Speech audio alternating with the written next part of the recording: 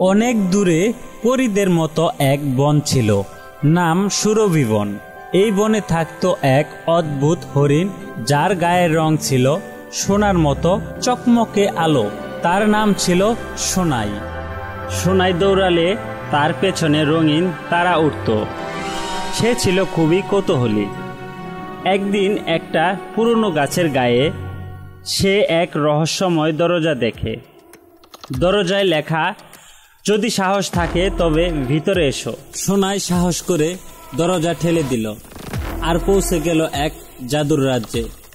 সেখানে ছিল এক রাজপ্রাসাদ, উঠছিল সোনালি পাখি আর ঝরছিল রঙিন ফুলের পাপড়ি। কিন্তু রাজপুত্র কোথায়?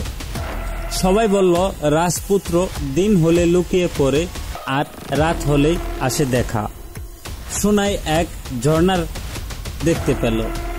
ঝর্ণার পাশে দেখতে পেল এক যুবককে। সে বলল, তুমি কে? রাজপুত্র বলল, আমি আরন। আমার উপর অভিশাপ, দিনে আমি পাথর হয়ে যাই। সোনাই বলল, ভয় পেও না, আমি তোমার বন্ধু হতে চাই।